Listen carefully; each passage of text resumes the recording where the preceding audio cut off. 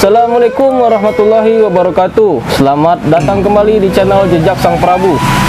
Pada kesempatan malam yang berbahagia ini, saya sedang berkunjung ke rumah Pak Nofri Tanjung, seorang spiritualis Tanah Minang dan juga ahli dalam bermain seni budaya bansi atau alat musik Seruling. Seruling. Sama dengan seruling ya, Pak ya? Beda. Antara bansi dengan seruling, kalau seruling meniupnya dari samping, kalau bansi dari depan. Nah, kesamaannya dengan namanya kalau di Sunda seruling, tapi kalau di Minangkabau namanya bansi. Oh gitu. Ya. Dan ini bansi ini dapat digunakan buat selain seni budaya, dia dapat juga buat melepaskan unek-unek kita salurkan segi positifnya melalui bunyi bansi, kemudian akan menimbulkan suatu hal positif yang bisa membuang energi negatif yang ada dalam diri seseorang. Jadi bisa menenangkan hati dan jiwa seseorang yang mendengarkan gitu ya. Iya. Sebenarnya kalau ini di Cina, di Shaolin, saya pernah baca, buat melatih ginkang itu orang-orang Shaolin rata-rata pakai ini, ditiup dengan energi positif, dengan napas yang baik, sehingga energi yang negatif yang ada di dalam diri seseorang, nah itu akan keluar melalui tiupan alat musik bansi ini. Nah, kalau di orang-orang Shaolin itu dia seruling. Ya, Baik. seruling. Nah, tapi kalau di Minangkabau kita banyak menggunakan seruling. Seruling ada namanya saluang. Kemudian kalau yang alat tiup ini bansi. Ada lagi yang kecil, lubangnya 4, itu pupuk sarunai. Pupuk sarunai. Pupuk sarunai. Nah, jadi alat musik itu tiup juga. Jadi bermacam alat yang ada di Minangkabau. Tapi saya lebih dominan memainkan alat bansi ini karena gampang dibawa kemana-mana. Baik, Pak Nofri, bisa dimainkan sedikit. Oh ya, baiklah. Siapa tahu penonton bisa Terhibur gitu ya. ya. Baik. Sedikit saya akan mencoba memainkan musik bansi ini. Semoga para penonton dapat terhibur di malam ini.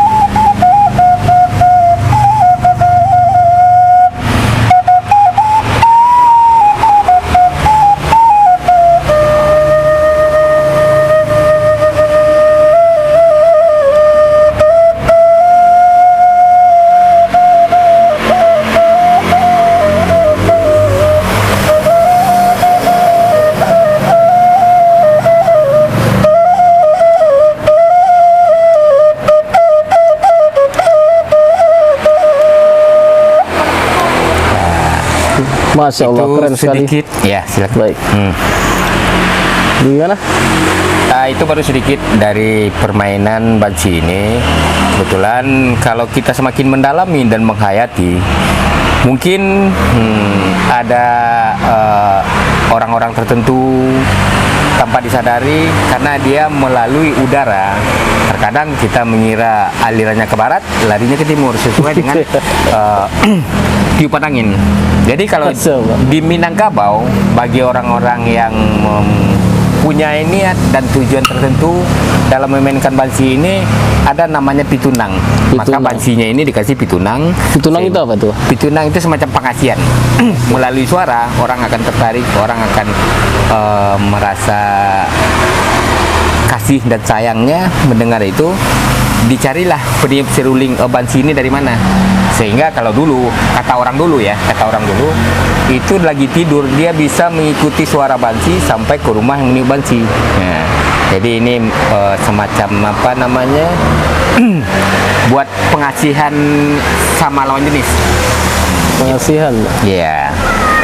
Jadi biar pasangan itu tertarik. Nah, Begitu dengan suara alunan bansi, maka si perempuan akan mengejar siapa yang meniup tanpa memandang apakah meniup itu si A, si B atau si C. Yang penting suara ini telah merasuk ke dalam jiwanya dan menggugah batinnya untuk menemui sang peniup bansi. Kalau di daerah lain peniup seruling. Berarti bisa buat nambah istri juga itu ya? Oh, kalau ini kalau bagi orang-orang yang memang suka tukang tukang kawin, nah, mereka akan mempergunakan alat ini sebagai mediatornya. Melalui bansi dia akan mendapatkan hati wanita yang satu pindah ke wanita yang lain. Nah, rata-rata mereka akan mempunyai banyak istri. Banyak istri. Nah, banyak istri. Kalau cuma sekedar buat di pacari atau ini bagi orang-orang tertentu jarang digunakan. Tapi rata-rata pemain bansi ini kalau memang dia kepengen, nah dia akan mengawini wanita yang dia tuju, kemudian wanita yang lain. Tetapi anehnya mereka itu bisa kompak tanpa ada kecemburuan si A, si B, si C, istri pertama, istri kedua, ketiga, dan keempat. Oh, berarti kalau walaupun istri banyak bisa kompak gitu ya? Bisa kompak. Karena itu yang dinamakan pitunang tadi telah dapat menyatukan hati beberapa wanita. Karena itu bukan pekerjaan gampang. Nah, jadi memang harus banyak latihan kesabaran, banyak latihan semacam meditasinya. Jadi karena wanita ini adalah makhluk paling unik.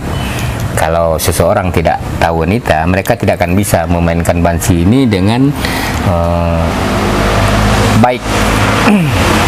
Jadi pada intinya bansi itu di Tanah Minang untuk menarik pasangan gitu ya? Nah, jadi kalau di ranah Minang, bansi ini kebanyakan digunakan sebagai alat tradisional.